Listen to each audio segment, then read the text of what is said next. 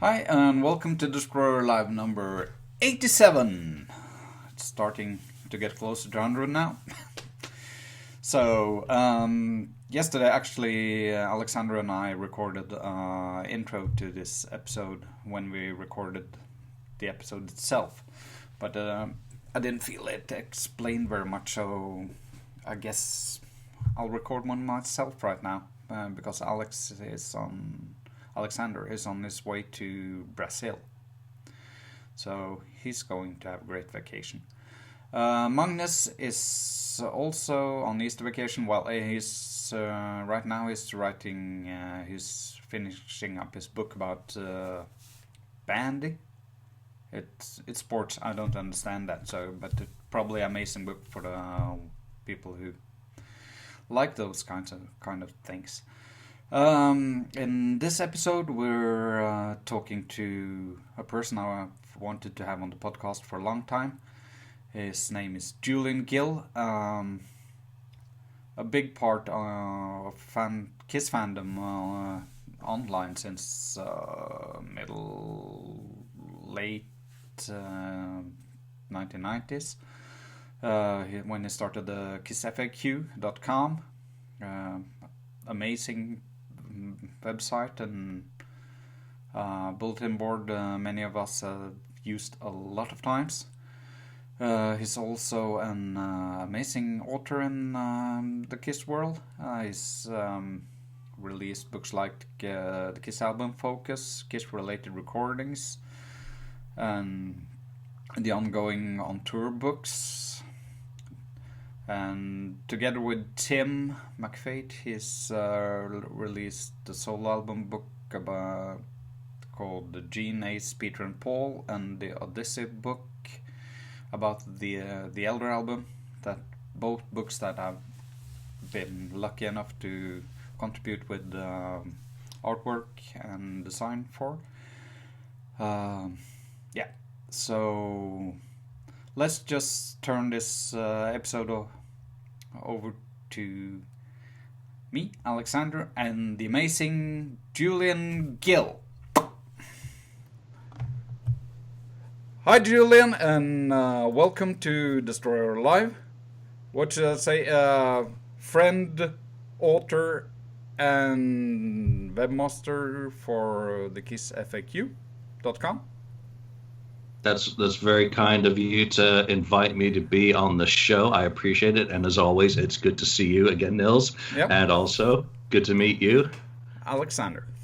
Yeah. So I'm very honored just to get to hang out and talk Kiss with some fellow fans from a part of the world I love. Yeah, Norway and Sweden. Yes. Awesome. Yeah. Alexander also has Kiss exhibition because. It's called the Kiss exhibition, isn't it? Kiss the exhibition. Yeah. It's like a traveling exhibition with parts of my Kiss collection. So I have some original costumes and a lot of memorabilia and stuff like that. Brilliant. Yeah. So in this episode, we're going to talk about you, Julian, and your authorship and your history and Kiss fandom. Really, I've been wanting to do this for a long time because, you always talk about things, but never that much about yourself, really. I try to not talk about myself so much because I'm very. I recognize the fact that as fans, it's much better to be a fan than to become an ego. And never forget that we are all celebrating the same band, regardless of the albums that we prefer or the members that we prefer. It's always about them rather than us, no matter what we do online and how successful we may be in celebrating them. Sure, but you've done so much, so it's like it would be interesting. When did Kiss really start to come into your life? It was 1985, and it was Asylum era, and it was all because of MTV. like a lot of my friends, I had, started moving on from kind of lighter music. I guess early on, I was listening to Duran Duran and Men at Work, and then Quiet Riot hit with Metal Health, and that came on my radar for stronger music. Def Leppard's Pyromania came out, and, you couldn't escape that music. But by 1985, I was about to go into high school. I was smoking cigarettes and hanging out with people who were listening to Led Zeppelin and Aerosmith, and I was watching MTV more. And that December, or that fall, Motley Crue's Theater of Pain had Smoking in the Boys' Room on MTV continuously. And then one day, Tears Are Falling came on, and I loved it. I loved the image of the band. I loved the songs. And that December, I bought my first Kiss album, which was Asylum, and I loved it. It was just great rock and roll album for me. I didn't know the history. With growing up in England, Kiss hadn't exactly been something we discussed in school because no one knew about Kiss, well, at least in Bradford, where I was living. We didn't talk music at all at that age, 5 or 6 years old. And when I moved to America, I had, I went to a talent show early on after I went into American school, and someone was dressed up as Kiss and was miming on stage, and they played Deuce and Black Diamond. And I remember that, but it didn't resonate with me. It wasn't something that, as a 7-year-old, I was like, okay, that's really cool. I'm now going to be a fan of music. So it took a few years longer for me to really get into music that way. So when you discovered a band in 1985, you didn't know much about the past of the band. You didn't know much about the makeup or the albums or anything. No. I knew very little, if anything. I did not even connect that the band that I was watching play Tears Are Falling was the same band that did Deuce Black Diamond, with those kids dressed up wearing tinfoil. It wasn't something that was really in my circle of friends. I mean, I remember people talking about, hey, we're going to the Kiss concert, you come in 1984. Yeah. And I was like, no. Because I wasn't a fan, and I hadn't been allowed to go to concerts at that stage. So I wasn't aware of their importance in popular culture in America to any degree. I mean, the music I was listening to was, vastly different. I was still listening to the music my parents listened to, John Lennon and the Beatles. So Kiss, didn't know anything. How old were you in 85 then? I was... I turned 14 that year. 14, so. Okay. Well, I was thinking 85 then. I was 17 then, so it's like a couple of years older than you. So because I was 8 years old. Yeah. At 14, everyone gets into music at different times in different ways. So, yeah, sure. I was busy with BMX bicycles. I was busy. I had a paper route and going to school. So. In terms, it just wasn't something that came up until I started to get to that age and was changing schools and meeting a new crowd of people. And that's not to defend it because, I think Asylum's a fantastic entry point. It's, a strong album for me that I think has been harshly judged by its album cover. But if you just go and listen to the songs, it's pure cheese all night. Come on. A 14-year-old. What 14-year-old isn't going to like that or that video? I mean, it's absolutely fantastic for that age group. And those three Asylum videos was running all the time at MTV during that time. So it was natural to see them, all the time.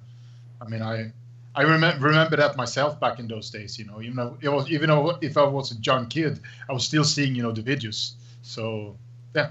Yes, and and they were totally in with all the sorts of music that was being played at the time. Whether it was Rat, the Invasion of Your Privacy stuff was around that time. Aerosmith wasn't quite back yet at that time, but you had Twisted Sister at the tail end of their career. Wasp was, of course, a very similar image by 85. What was Electric Circus by that time, and Last Command. Obviously, they had changed, so they had softened up their image slightly.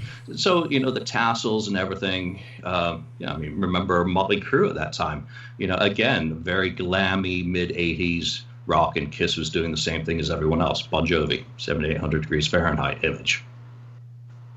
Yeah, it's really strange because I actually had the the different view about it in '85. I just like for Kiss as early in '84 because I had a real down period as a fan from '84 to almost up until Revenge because it's like it wasn't the same. I've always loved them and bought all the albums and collected stuff, but it's like not that important. And then around '91 actually, I started to get shitloads of videos, and then it's like woo, it went up again. So, but I had the same with Wasp and Motley Crue also. I loved them, the two first albums for both of them, and then after that I couldn't care less for a while for those. I went more into what you call it, AOR, and more that kind of music for a while, and then came grunge, and then after that I went really into metal again. So it's, but. That's cool. There's a lot of people I know that really came into the band became large for them in '84, '85. Especially Swedish people with Heavens on Fire. It was like, Heavens on Fire was a massive hit in Sweden in 1984. So they got, I think, a whole new fan base. Myself, I also became a fan. I was only 7 years old at the time, but I became a fan because of that song. And Animalize was a very strong album in Sweden, so yeah, that helped a lot. That's one of the great things about this band, that you can be a fan of you can have become a fan in 1974, 75, 76, be the originals there. But what I find and maybe it's living in the U.S. sometimes, is a lot of people like to say my ancestors came to America on the Mayflower. Yep. As a kind of way of validating their roots in this country. And it's the same kind of attitude with Kiss sometimes for some people, that, I was a fan with Destroyer or with the original band in 1974 when I was 2 years old.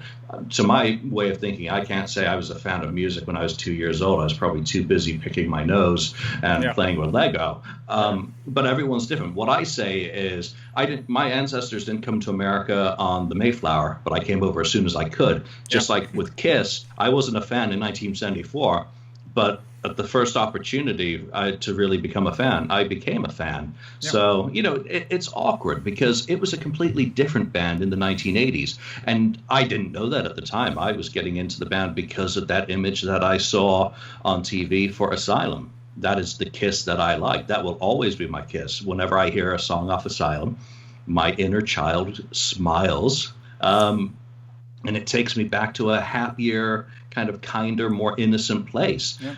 I don't get that same feeling when I hear something off Destroyer because I did not grow up with it. And we miss out on that because for someone who was a fan of the first album, to go through the second album, the third, everything with the band, they've had a progression that I can just never have. And that's probably why I've overcompensated as a fan with all the crazy stuff that I've done as a result. So I kind of I blame it all on Asylum, no matter what. Yeah, but the same with me. I actually have the same. I feel the same way about Unmasked in one way. It's the first album I bought when the day it came out. I bought Kiss albums since 1978, but I really didn't know that much about Kiss until 1980 when they came, and my parents wouldn't let me go to the concert.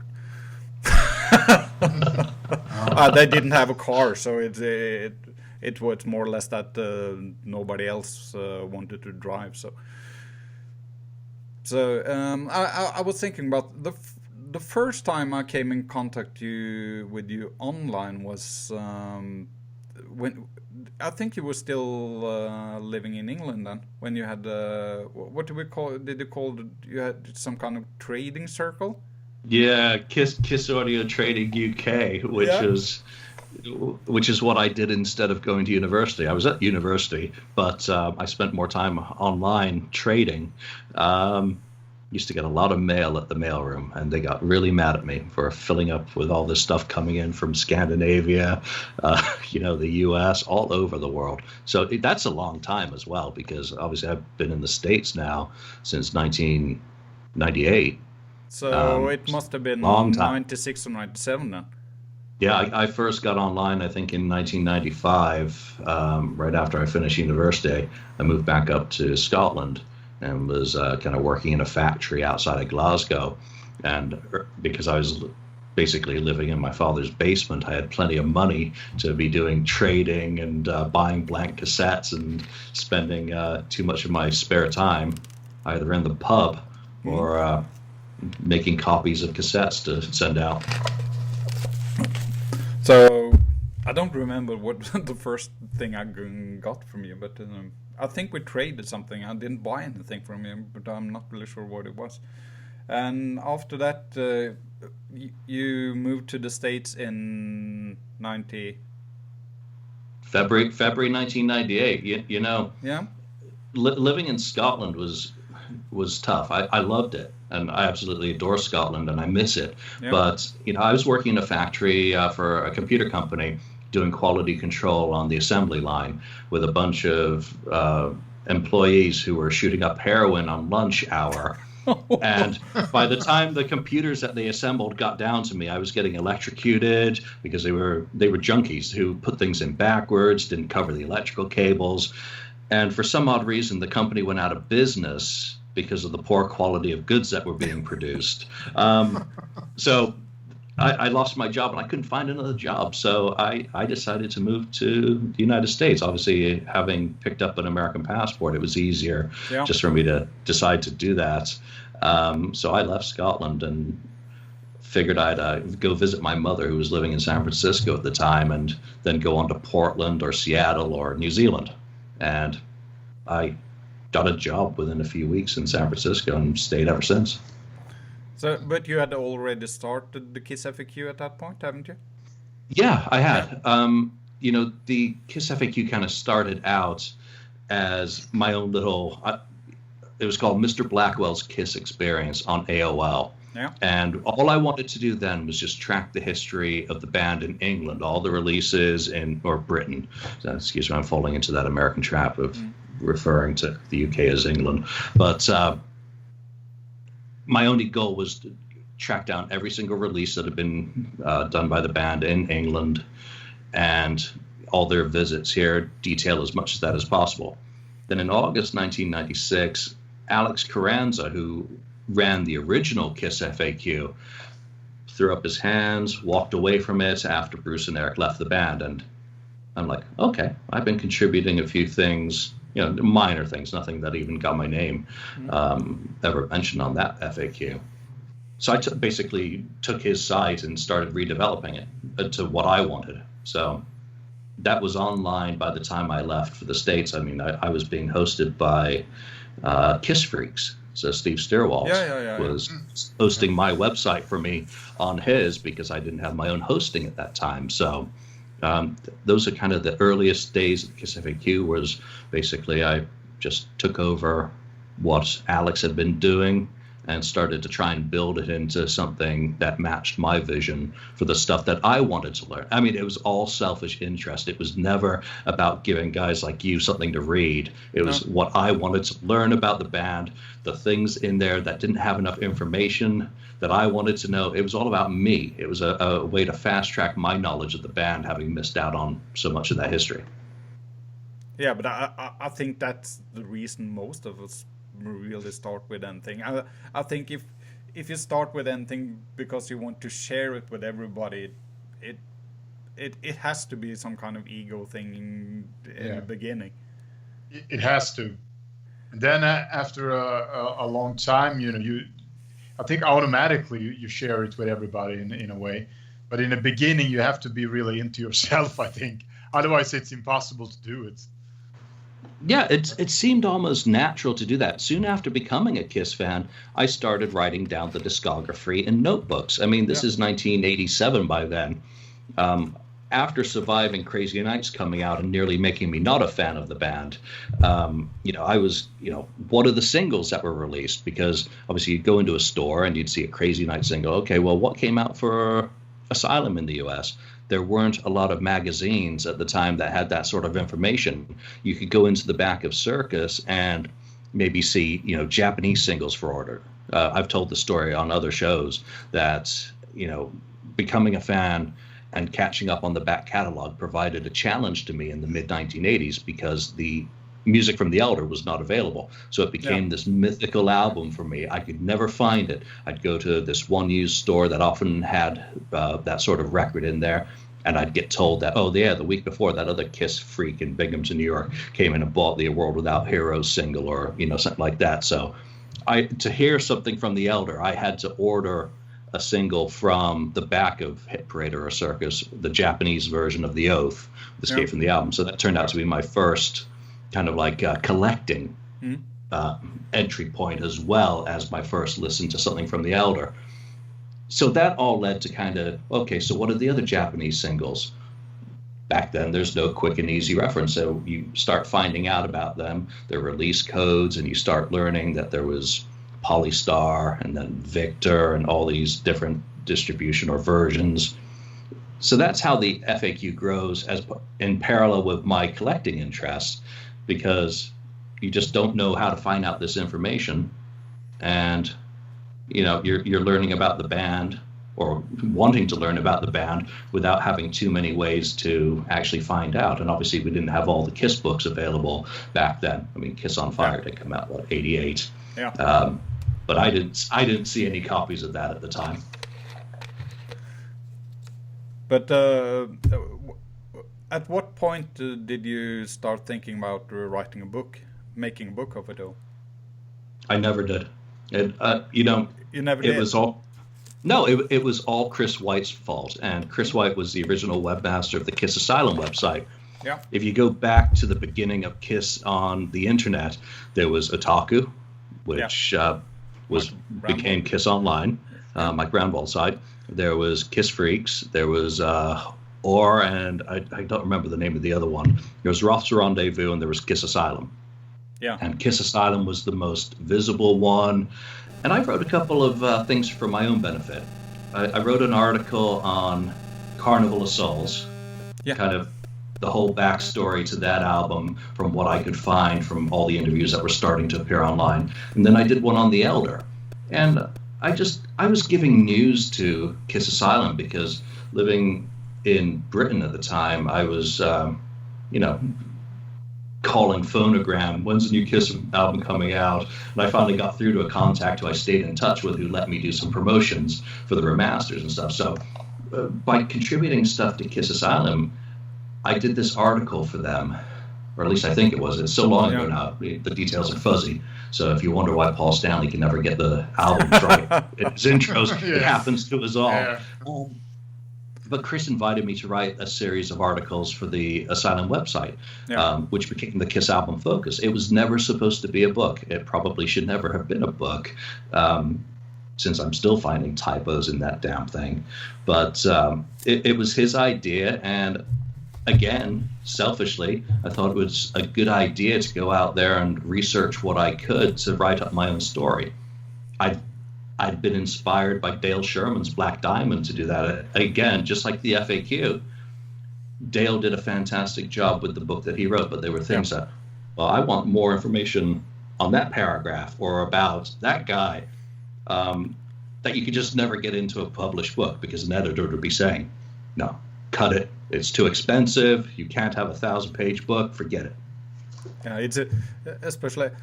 it's easy to forget how important, especially Kiss Asylum and the news groups were at that point. Oh, without a doubt. I mean, Kiss Asylum, Chris, it didn't take much persuasion for me to do it. No. Because it's like someone asked me to do something. I'm like, wow, I've been asked to do something. And then I had a great deal of fun actually writing those first versions. As bad as some of them are when I go back and read them now, because my writing has changed, or at least I hope it has. It was a great thing to be asked to do something for a website that you loved and respected. But also, we were having so much fun in Rec, Alt Music Kiss, the news group, and KAOL online, the Kiss Army Online on AOL, which I had AOL back then as internet. It was a great community that you could post questions and get answers from people who knew a heck of a lot more than you. People were starting to get scanners and also transcribe interviews from classic magazines. So I guess to a certain degree, I was an early adopter of using the internet as a research tool. Yeah. I remember the first time I started using the news groups. It was amazing, and the same when they opened the forum at Kiss Asylum. Oh my God! Yeah, I remember that. I was just amazed by it because here was a tool that you could just post a dumb question and get a great answer, a sarcastic answer, a trolling answer, and so much information from all these people who you have no idea who they are. And yet here we are 20 years later, and I still know a lot of these people from even 95, 96 online, and I can still only think of them by their nicknames that they had. Yeah, it's still... to this day, I want to see a picture of Matt Sims. Oh, there's a name. There's a few actually, and let's see if I have it nearby. Yeah, I do. I still have my old notebooks from those. I've probably got some of our trades in here, and some of the names of some of the other people from online. But yeah, Matt. Wow, that's a trip. The first book you came out is this one. That's the second. Nope, that's the first. Yeah, the brick that you could barely open, and that the text is so small you need a magnifying glass. I still have the receipts from having those printed, and they delivered them on a pallet to my apartment, which I still live in, and they blocked the front entrance, just left them there, and it was this is number 78. Number 78, so 3,000 kilos worth of books that I then had to package up and send out. There were 200 water. And what year was that? That was 2002. So May 2002. That came out right before my son was born. And that evolved into this one. Yeah. So May 2002, or leading up to May, after doing all those articles. Again, I never planned to do a book, and a couple of people said, "Hey, can we get some printed up copies of these?" And I'm like, "Go ahead, print them out, put them in a binder." They're like, "No, we want something a bit nicer than that." So, again, I thought, well, throw them all together in Word, and then you suddenly see that you've got like a 500-page thing, and then it clicked. Oh, let's do a book. And that first version, again, it was, again, all the articles that had just been up on Kiss Asylum. I think I maybe added some appendices, band trees. I haven't looked at a copy of that in years. But it kind of made sense. Were these after the first one or the second one? The third one. Those came with the Kiss-related recording focus book. I used those as little promos because there were so many corrections needed. I've got number 1 and 2 here. Yeah, there were 8 of those. I don't even have those. I think I can make copies. I probably have the file somewhere. But those were a little bit of a joke I tried to do. Just stuff because I was shipping all of these out myself. This is before Vanity Publishing took off, and you could actually send your manuscript out and have someone else print it up and sell for you. This is all, I had to pack them up. And I had so many people who I recognized their names from previous orders that I wanted to do stuff that, freebies to throw out there. It's like Kiss. I mean, you're correct. They're from 2004. So. I can't remember what's in them. So it sometimes it looks like from cover band to the first one starts about Tom Taylor.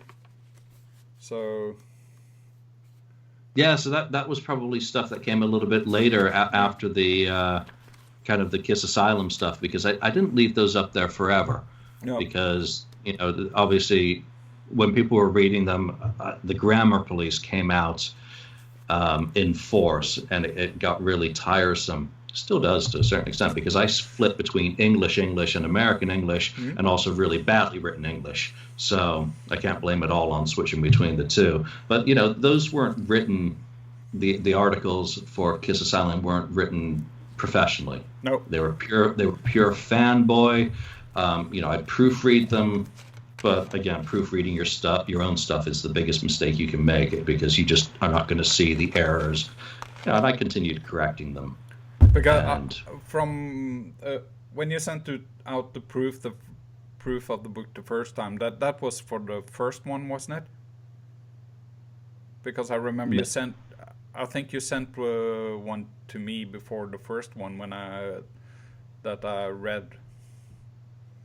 It might well be. Again, those details are lost to time in my mind. I did send out a lot of copies to be proofed by fellow fans, and there were a lot of people who helped out, of the first version, of the second printing.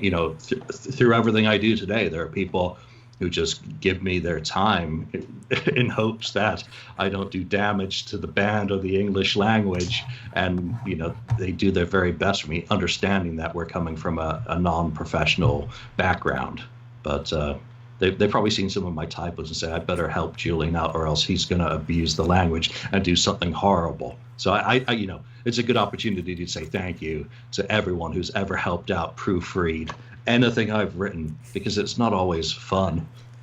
So the third one was this. It's really the second book. Yeah, that was the second title. That's my baby. Yeah, that was one that, again, becoming a fan and digging into the history. And in the 90s, you start reading Ken Sharp interviews in Goldmine, and I discover fanzines, which I had never been aware of fanzines in the 80s. No clue whatsoever that people like Keith LaRue, Kiss Force, all those guys were doing so much in terms of interviews that was, you could find out information.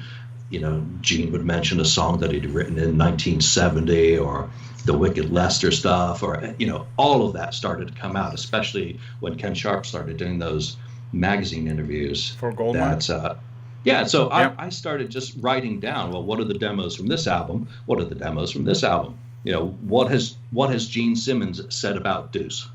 That's what I wanted to know. So that's how the Kiss and related recordings focus came around, again, because I wanted on the website to have, you could click on a link for the song, and there's what Gene has said about the song in print. And this is what he said then, this is what he says now, and they're completely different answers, and hopefully you get a picture of, say, Deuce.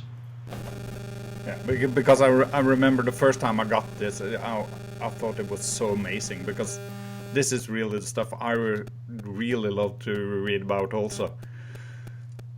Yeah, and again, with all that trading we were doing, we were getting demos in, and I wanted to write down what I knew about the demos so that I could keep track of it. Again, for me, I'm glad that so many other people were interested in that stuff, but again, it was so that I could keep track of it. Otherwise, it kind of became tough to, do a trade deal not knowing what I was getting, or whether it was something I already had. So it's just one of those weird things. So, and then these Bricks games came out. That's really evolved. I have a couple of different versions of all of them, but it's like only a couple. I mean. One of my favorite critics says I'm as bad as Kiss in throwing new covers on things and just selling the same thing over and over again. That is not true. Every time I put out a new version, I felt that there is a reason to put out a new version. I go back through these manuscripts, and be it the Kiss Album Focus or anything, I still work on the Kiss Album Focus today. I still write chapters for it. I keep correcting and rewriting older chapters. I had planned on putting a 15th anniversary edition out last year, but I just got bogged down in depression, finding how I wrote some things way back in the 90s. I just couldn't do it. I couldn't go through it and keep fighting all those typos or awkward language, or it was almost that it was a better kind of plan just to rewrite the whole thing. And then I decided, why? I've done enough. It's time to let someone else, rewrite the history of the band, and maybe I'll get to criticize it and point out their errors, and instead of it being me. So though I split the Kiss Album Focus into 3 volumes because I wanted it to be more professional. Yeah. So I went back through, redid a lot of those manuscripts, I then got more proofreaders to go through it. I put it, I made a major effort. I thought, okay, maybe I can beat Dale Sherman and get one of these published properly. No, there was no market for it. There was rejection letters, and it still had a very fan feel to it. It hadn't reached a point in terms of the writing where it was as good as Dale Sherman's or Ken Sharp's or, some of the other people who have published properly. So I went to a vanity publishing house and got ripped off big time for those first 2 volumes. And you did? Okay. They look good. Yeah. Christopher Franchi, who had done some official Kiss merchandise, did the covers for all 3 of those. So they look great. It was no longer a brick. It was one that was much more readable. But it was ego, which is why I got ripped off with the Vanity Publishing House, because they said, well, we can also do these as a hardcover. I was like, yeah, a hardcover with a dust jacket? That makes me feel like a real author once you see a hardcover. So yeah, I jumped in. They look great. I love them, but still not perfect. And that 3rd volume, which as you probably know, I have reissued. So I know. You sent it to me. Yeah. It was all because of you that I reissued it. Yeah. With the hardcover. I've sold less than the original one, which only sold 26 copies. Of the hardcover? People should buy them, but everybody needs the album focus books. It's like you don't need all the versions, but you need the latest copies. I would like to think that people do need them. I think they've got a lot of good information buried in there. Yeah. It's not always presented in the best way, and I have to be a critic of my own work. But I think there's a lot of good stuff that draws together. Again, it's not in many cases original research. It's quoting the work of others who've done great stuff and putting it together. So I still like to think that they have purpose, that they have worth, but they are imperfect. And I would love them to be better, but they're that moment in time. So they are what they are. Yeah. So, what else, Nils? Oh, he hasn't even scratched the surface. No, I'm not really sure if I'm going to go really deep down in all the versions here, but it's like, what's the he probably had a whole box of them or something.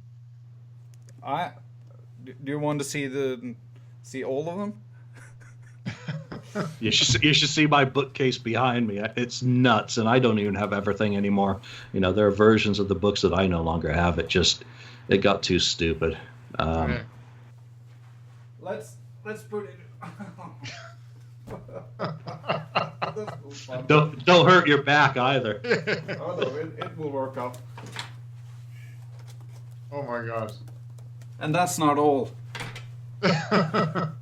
Yeah, that's crazy. Yeah, it is really crazy. But they're all in good shape. Are you still working on this one? Oh God, that's gone. It's gone. Yeah, that was a mistake, and that's why when I did the reprint of Volume 3. Yeah. For you, only for you. You're the only reason I did it, because you said you did not have an original hardcover, and there was no way to get any. Mine is just covered in red ink. That I combined that Volume 4 into the reprints of Volume 3, just so that it would be out there, because I was never going to do. I'm never going back to that one. I mean, it's that was from Tommy Thayer, joining the band in 2002. Up to, I'm just not interested in redeveloping the last 15 years of history. Telling it once is enough, since we're living it. That's right. And it's a dreadful cover anyway. I'm just thinking about all the Kiss Alives are they're early versions of the on tour books, aren't they? They are. That was the original idea, and it still is the idea with On Tour, is to do like a yearly encyclopedia of an updated tour history. Here's, we've just done the 2017 edition for the Atlanta Expo. But back then, the original idea was... These are versions of them, aren't they? No, Rock and Roll All Night, The Music of Kiss, that's the latest printing of the Recordings Focus. Okay, yeah. Change the title of that. And put the stupid photograph of Tommy. That's the one before. There you go. That's the most recent version of the Recordings history. This one is really great. I like the format on this one.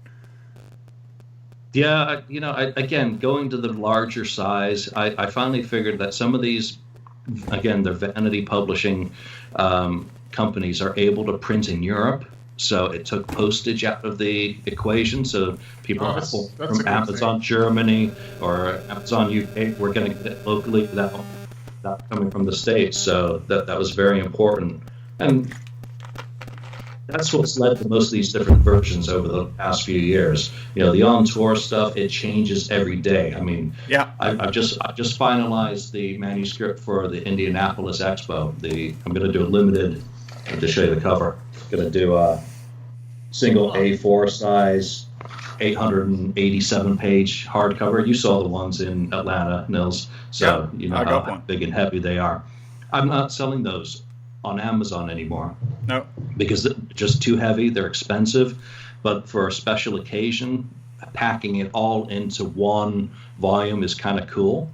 That it's the most recent version. I mean, this one has, I think, 35 more reviews from the 70s added to it that weren't in the one for Atlanta, because I continue to work on it every week.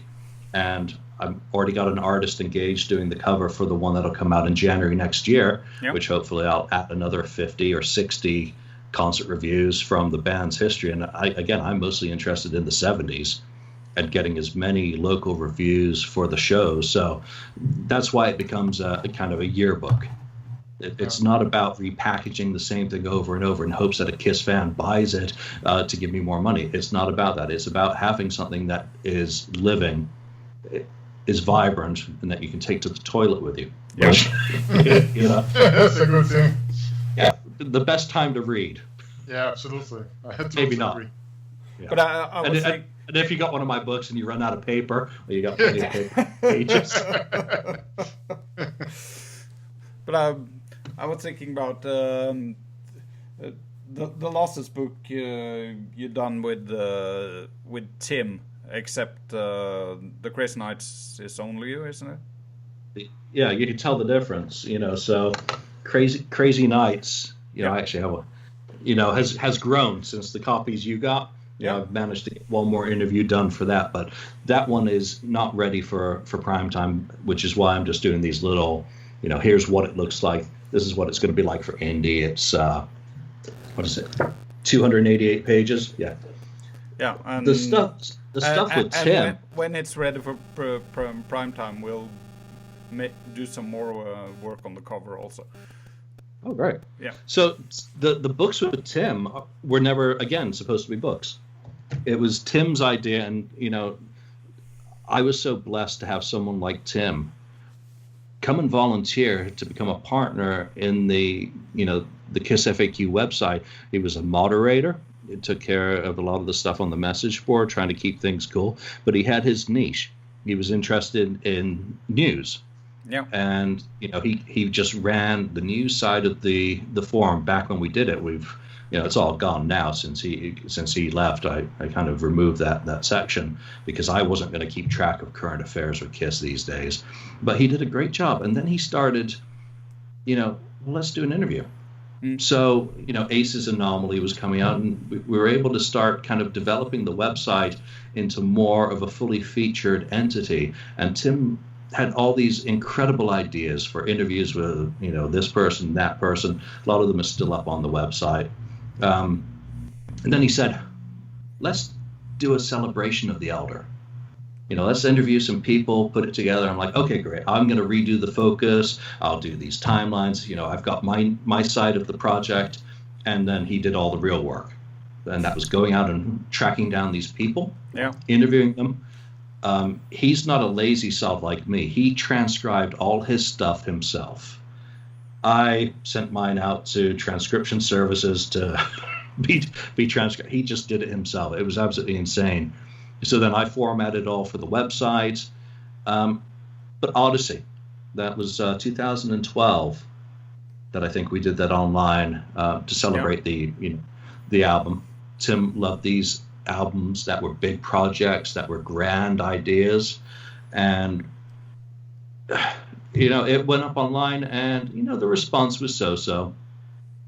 And it was me who said, let's turn this into a book.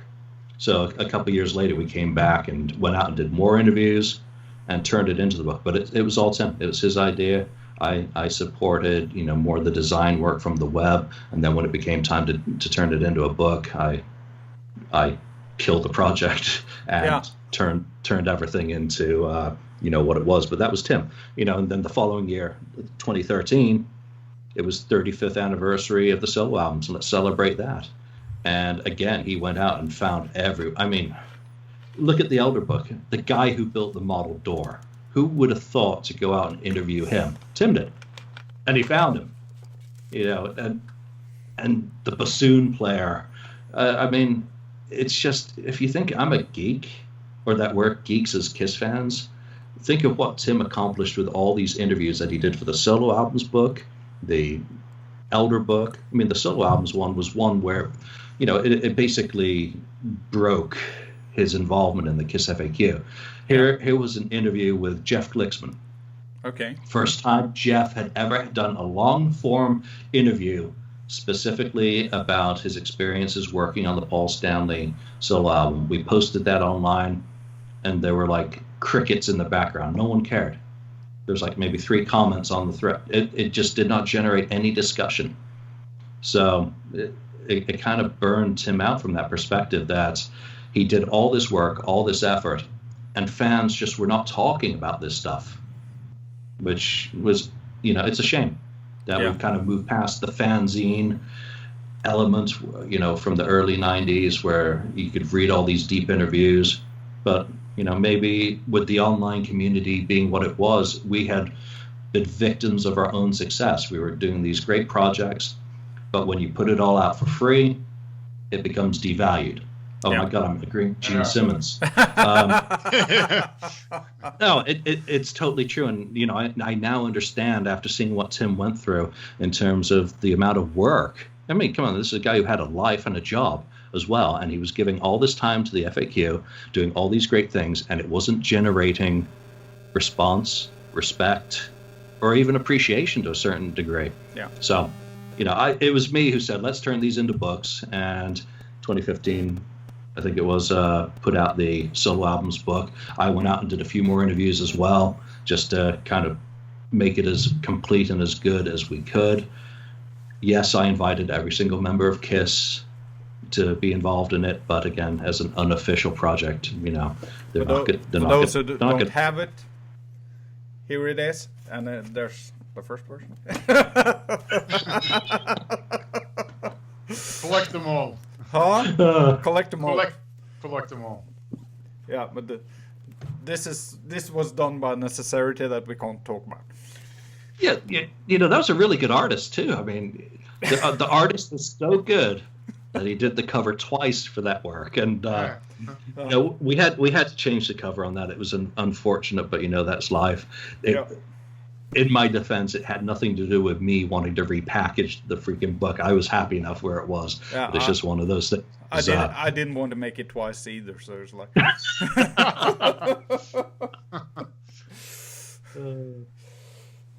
And for the Elder Book, then. I love the Elder Book. Yeah. It's everything about this. Is what I love about a historical kind of book about an album. Come on, the Elder. You turn the Elder into something like that thick. It's insane. The door still blows my mind. And that I'm still finding out things about it. I'm never going to do a second edition of this unless I can include the one interview in there that should be in there. But You know, it was absolutely insane, the amount of detail and gems that Tim was able to uncover in those interviews. Yeah. And when we went back to work on that, I mean, when did that come? That came out in 2016. There were still things that I wanted to learn. And I went after all these other interviews, got some of them, didn't get some. There were a few things that went on in the background with that one that nearly killed them. Again, that was... Yeah. Oh, can you hear us? Yeah, I was just getting some feedback there. Okay. So there are problems bringing this book to fruition, and then we got it there, thank goodness. But and then the publisher let it out early, which didn't help. But I wouldn't change a thing with it. The cover and the work that you did on that, Nils, and obviously, I am so happy that someone like you with a great degree of artistic talent was able to provide the packaging for these things that otherwise would have had some stupid ass cover. I mean, look at my covers that I'm responsible for. Now look at yours. I mean, the whole thing with the door just is absolutely perfect. I love that book. I love that cover, even more than the solo album book. So yeah, I guess you can have favorite children. But it must have taken a long time to do all this research for a book like that. I mean, it must have taken a long, long time. Well, how did that process work, really? Again, it was 90% Tim. He scheduled out the interviews. He went out and got the majority of the interviews. He did the hard work. But to be honest, they did come together in an insanely fast time. I mean, some interviews may have been done a little bit earlier. Before the ideas had really germinated to become a full idea to celebrate, an album on a web feature. But he had a timeline. I've got so-and-so scheduled for this day, this day, this day. You're going to get the interview then and get it finalized with the person.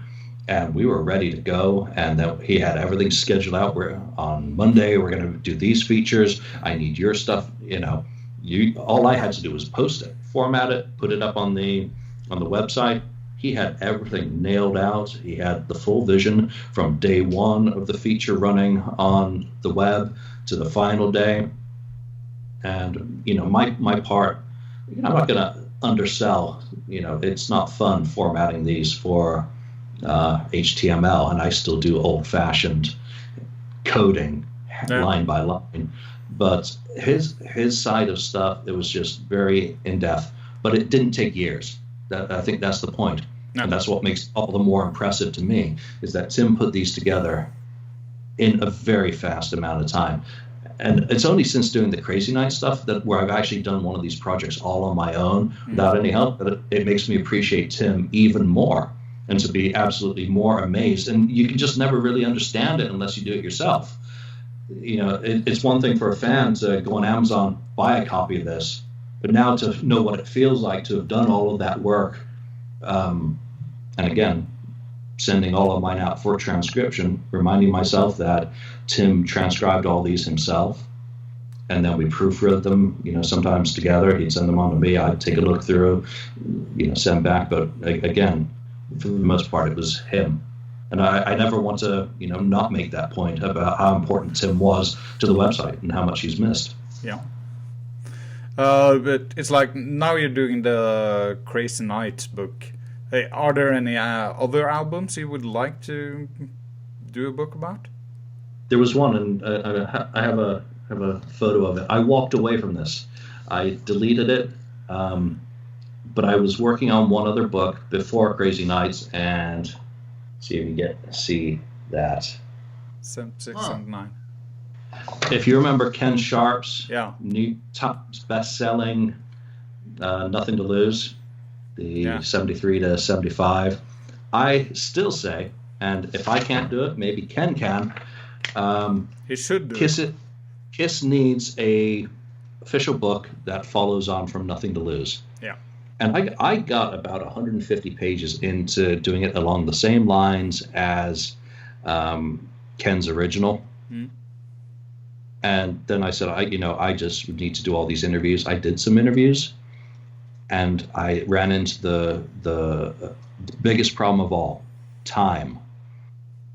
too many years in many cases have passed for the people who were involved in these albums, the stories on the things that Kiss lived, to number one, a lot of them are now gone. They're deceased.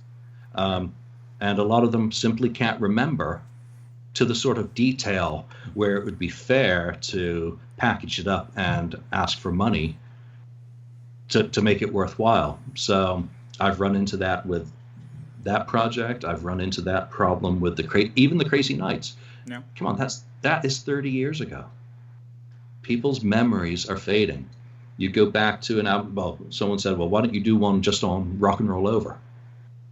Like, well, Corky kept very good diaries, had a good memory, lost his diaries, or many of them, in the hurricane. I think it was Sandy several years ago. So you lose that sort of thing over the years. And then you look at Rock and Roll Over. Well, who's involved in that album? You've got Eddie Kramer, you've got Corky, and then the guys from Kiss. Well, they're not going to talk to you for interviews for something that you may package up and sell. No. So you can't do it. You can't do a book about Love Gun. You can't do a book about Rock and Roll Over. Dynasty. Okay. Anton. Yeah. Vinny. I've been trying for 10, 15 years. I have his email to get Vinny to respond to me. And either I'm a spam filter, he hates my guts, or just does not want to talk about it. There are people who maybe are only comfortable, for example, talking to Ken Sharp. They're like, okay, Ken, we know you. We know how good you are. We know you're talented. We like your questions. You're the only person I'm going to talk to. Julian, delete. Stop emailing me, Julian, delete. But then again, an album like Dynasty compared to Rock and Roll Over is such a shorter time span also, so it's less to write about than if you wrote something about the Dynasty or Unmasked or something.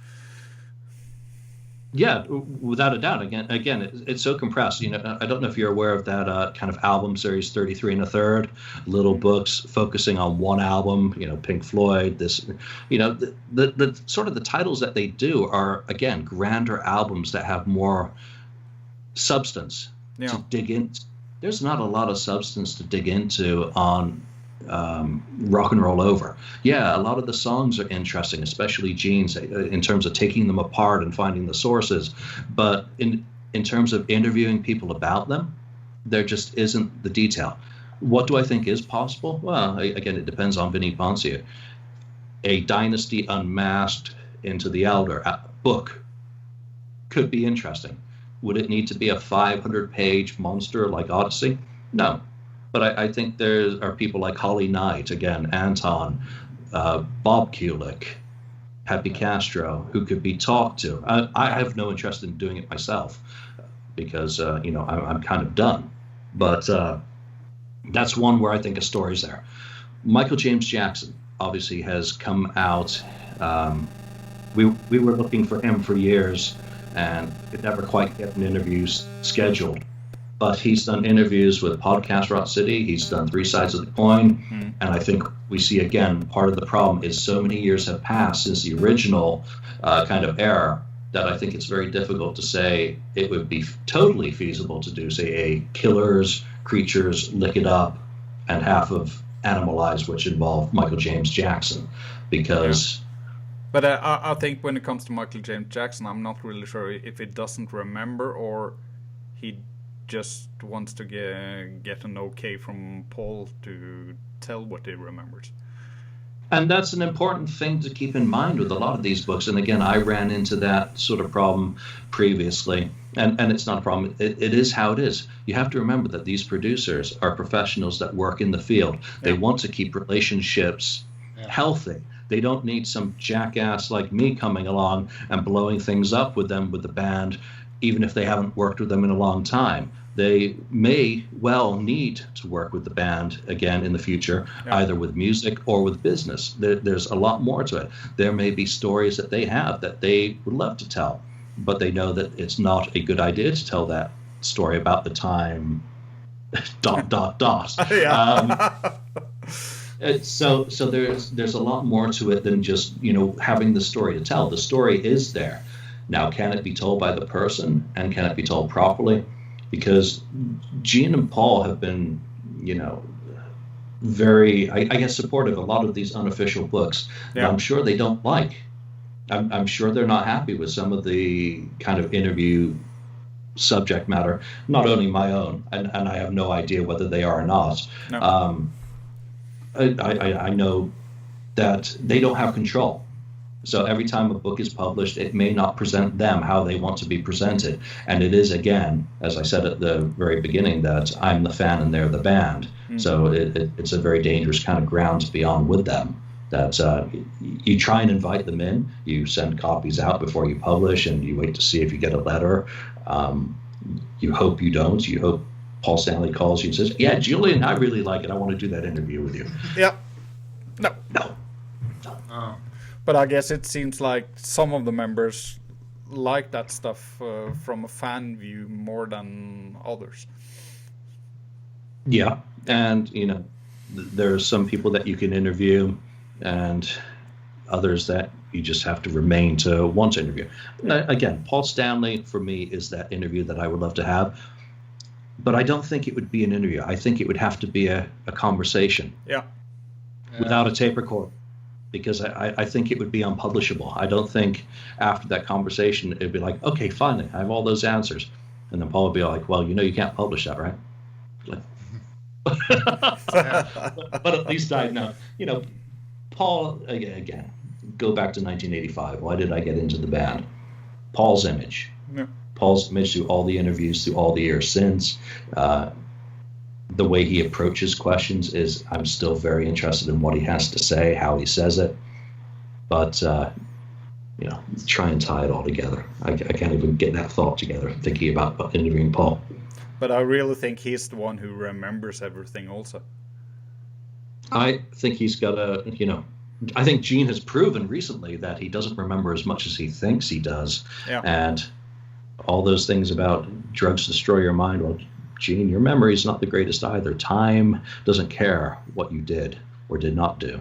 No. Paul, I think, remembers a lot more, not necessarily specifics, because they were busy living it. And if you go back and look at the schedules, the rapid release of albums, they were busy.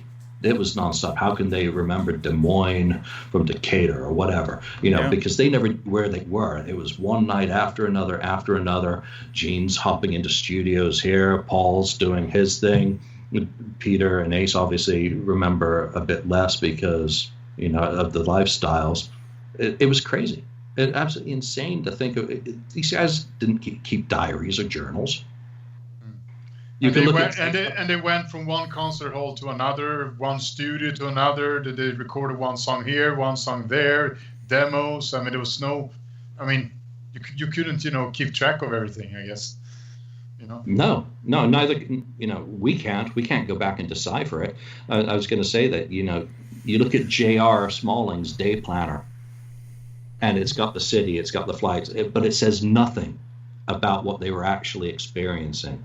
That's as close as you get to a diary that really tells you anything. Corky's, I've never seen copies of this, but again, it would be more technical. It doesn't tell you anything about what they were living, what they may have been doing at 8 p.m. or at 1:40 to catch a flight to Chicago. Yeah, that you may be able to know, which you then go and try and verify, but it doesn't tell you the creative process that they were experiencing or what happened when they got into the studio for Love Gun or Alive 2.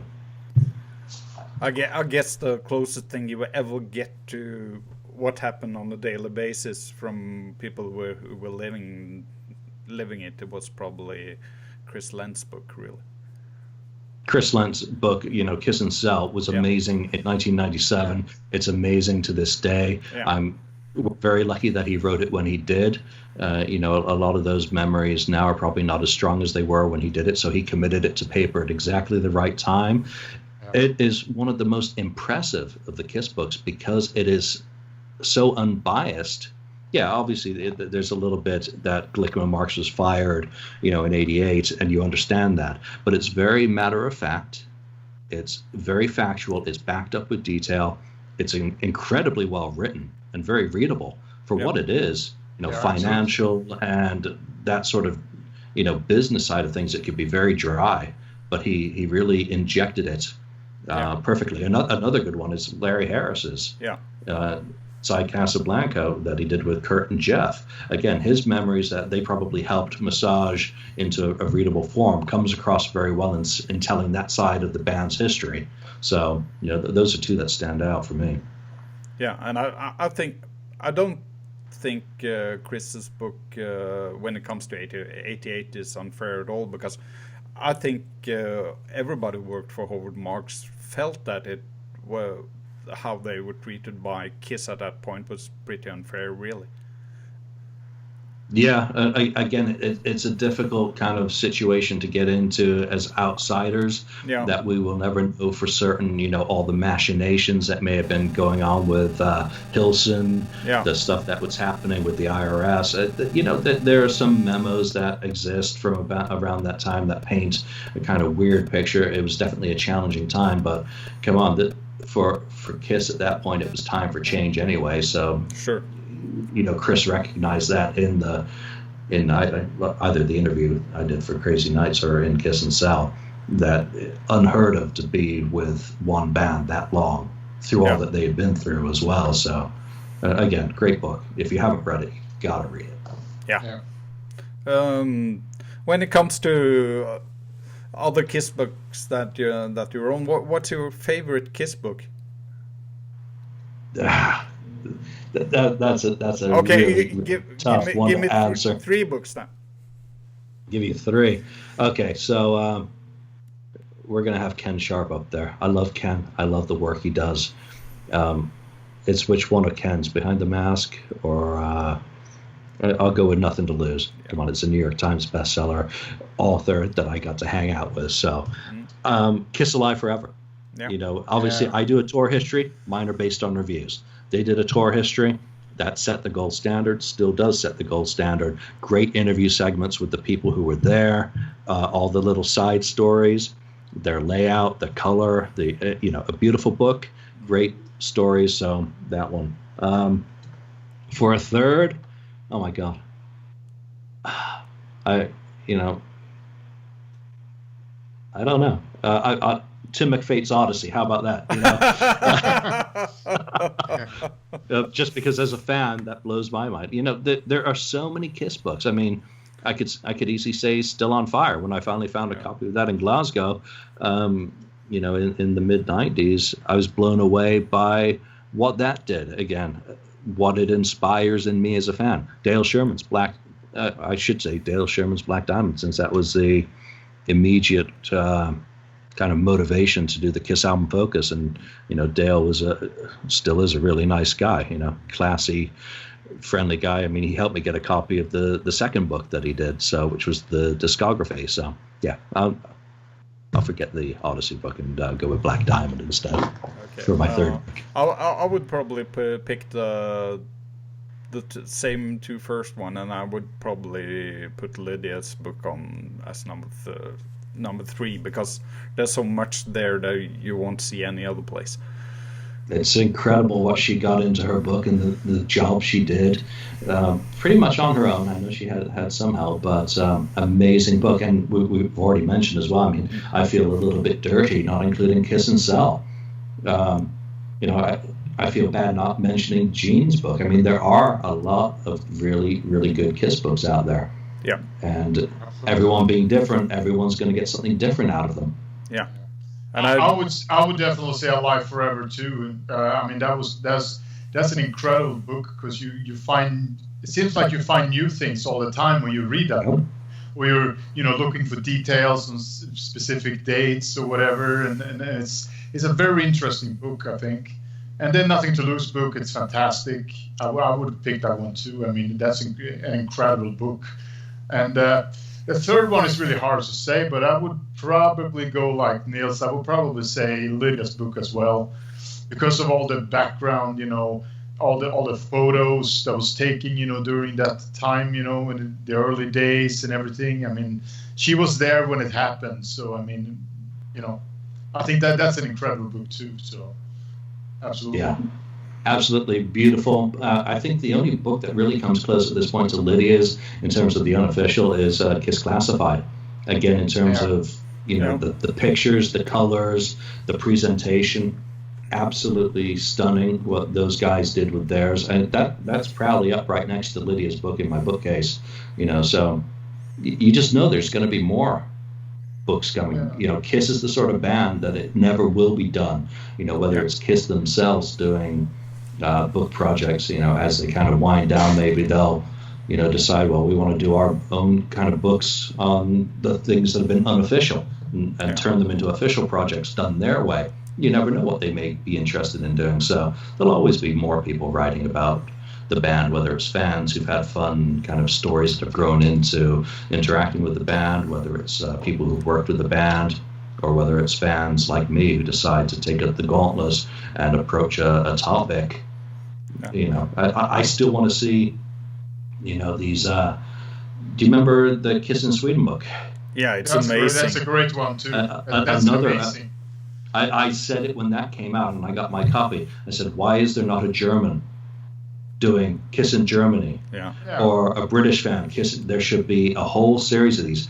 Alan Belisha, Kiss in Japan, the books that he's done. He took up the gauntlet and did amazing books, and he's got the new printing of his Kiss Takes Tokyo 1977 coming out. So there are some fans, South American guys.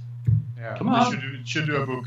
Absolutely. There should be a Brazilian or a Mexican fan, or maybe some of the countries need to be grouped together. Kiss in South America. I think there was made a book made about Argentina. Because it was. Because Arjen showed me that in Stockholm, but I think it was privately published or something like that, and it was quite thick, but it was so expensive. It's like, I think he wanted about $250 or something for the book. Yeah, I do remember that now, because there was a bunch of tour photos as well that was put together in a book from one of the South American countries. Kiss Army Spain, it'd be wrong not to mention the book that they've done on Paul Stanley's solo tour, which is, again, absolutely incredible. I actually didn't realize all the books they have made. Just the 12-inch singles, Hank Van Zant's 7-inch singles book, and hopefully there'll be a new version of that. So, I did.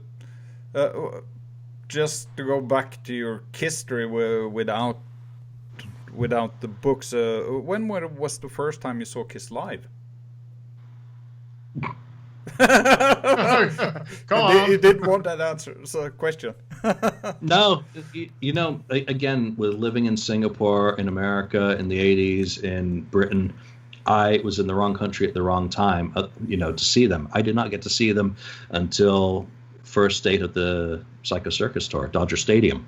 So, if nothing else, as a fan living in the U.S., I at least got to see Kiss play a stadium. Yeah. Which they are not a stadium band, and it was a special occasion. I had tickets for Finsbury Park on the Alive Worldwide tour, didn't go. I had tickets for Wembley in '96, drank all my gas money, so couldn't go. I was in England in '88, could have gone to Donington, couldn't go. So I'm in America in 1990. I didn't even know they were touring, so I've missed out on a lot of really good shows. Again, I lived in Binghamton in 1984. Just think, I could have gone and seen Mark St. John perform. Yeah. But, that's life. You don't get to, actually go and see them as much as maybe I would have liked in their heyday. I would have, last January I went to the LA Kiss Expo, for the Peter Criss thing, and Bruce Kulick was there performing with Priss. And I was having kittens. I was a complete little fanboy watching him perform with Priss, playing God Gave Rock and Roll, T2, Deuce, Detroit Rock City. That was the first time I had ever seen Bruce play Kiss stuff. I saw ESP back at the Indie Expo, but I think they only did one song. So I've missed it, but it's also led to me appreciating things like Bruce Kulick being on stage with Chris. I mean, which most other people would be like, big deal. Yeah. But for me, it was a very special moment that I did finally get to see that lineup. Getting to see Eric Singer perform, for me, is amazing because I never got to see the Revenge lineup. Or when I go to Indy next month and see the Kulick brothers, that's going to be a special moment for me where it may not be for people who've, been on the cruise or people who've seen Eric or Bruce, do a lot of that stuff. It'll be, I get my special moments. And, my first show being in 98, so what? Since then, I've got to see them in casinos. Yeah. I've gotten to see them in, all the normal sorts of venues. I've seen them dozens of times by now. I think 20-something. By now, so I have caught up, but I can never go back and see Eric Carr. I can never go back and see the Revenge lineup. I can never go back and see Kiss in their prime. But I have gotten to experience the majesty of Kiss live in concert plenty of times, and I'm satisfied. I've seen Ace Frehley solo, Paul Stanley solo, Gene Simmons solo, and Union. So I'm now happy. you're going on the That's cruise. great. And now you're going on the cruise. And now I'm going on the cruise. I've avoided it. I said I didn't want to do it. I didn't want to be trapped on a boat full of Kiss fans. You're going to love it. But now I do. After, these last few expos, I'm really feeling more a sense of as a tribe. It's been so much fun.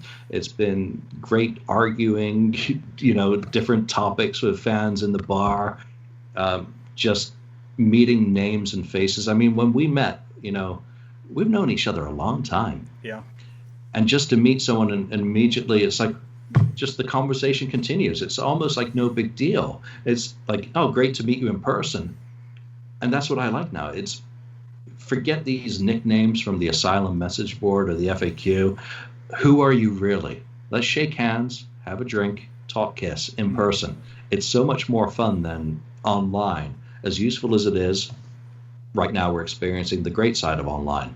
3 fans from one living in California, 2 in Scandinavia can get together and have a conversation.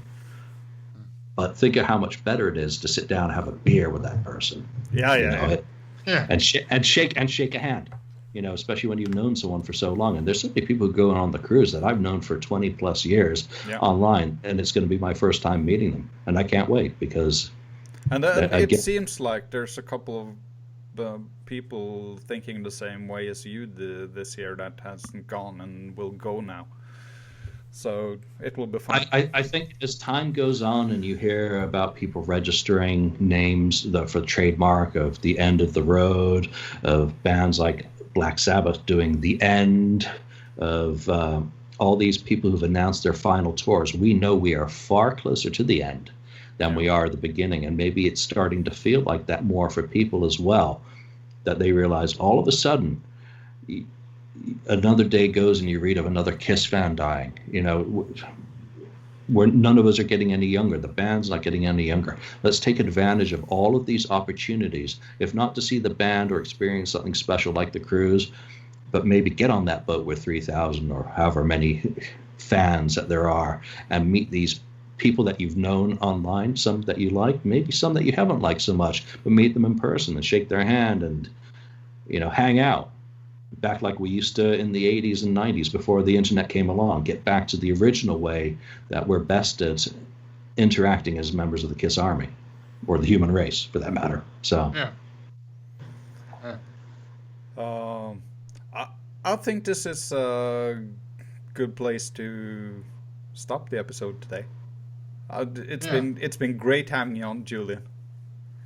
Well, again, thank you for having me on. It's always good to, just chat basic Kiss. I mean, just where do we all come from as fans? It never gets old. No.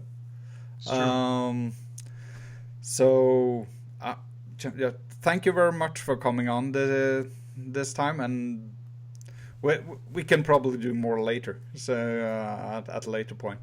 So Alexander is going to Brazil tomorrow or no? On Tuesday, I will go to Rio de Janeiro for visit some friends. So I'll be in Brazil for 2 weeks. Meeting Kiss fans also. Yeah, meet the Kiss fans. Yeah. So I'll see you on the cruise anyway. So you're not coming out to Indy? No, for the not this mother of time. all Kiss Expos? No. Oh, okay. I'll look forward to the cruise. Twice flying to the States twice a year is enough for me. I'm not that fond of the flights, really. No, I agree. I've got to fly to England this December, and I am not looking forward to it at all. So, no. Okay, but thank you very much for coming on. And as usual, we end like this. Keep on kissing!